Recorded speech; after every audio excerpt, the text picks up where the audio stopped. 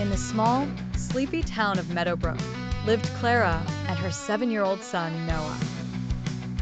Noah had been diagnosed with autism at the age of 3. His world was a mosaic of colors, sounds, and textures that most people couldn't understand. But for Clara, his world was her world. Noah was her life's joy and challenge, a beautiful mystery she was still unraveling. Clara's journey was not one paved with ease. Her family, entrenched in old-fashioned beliefs and misperceptions about autism, had distanced themselves from her. They saw Noah's condition as a burden, something to be ashamed of rather than embraced. Without family support, Clara found herself increasingly isolated. Her husband, who had once promised to stand by her side, had walked out when the demands of raising an autistic child became too overwhelming. She never heard from him again. Financially, Clara was on a tightrope. She worked tirelessly as a waitress at a local diner, scraping together whatever she could to provide for Noah's needs.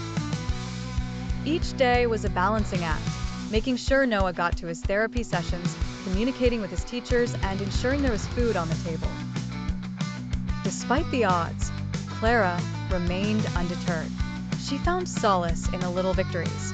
The day Noah made eye contact for the first time, the moment he laughed openly at a joke she made, and the first time he tried to articulate his needs. These milestones, however small, fueled her resolve.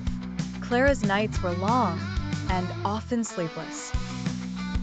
She would stay up reading books and articles about autism, joining online support groups, and connecting with other parents who shared her journey.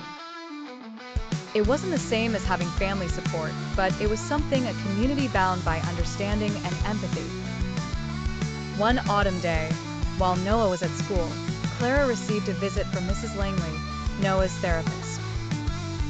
Mrs. Langley came bearing news of a new state-funded program designed to support single parents of children with special needs. It offered financial aid, respite care, and inclusive educational resources. Clara felt a glimmer of hope she hadn't felt in years.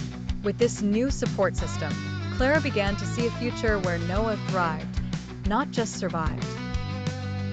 She signed up for the program and gradually began to see improvements in their lives.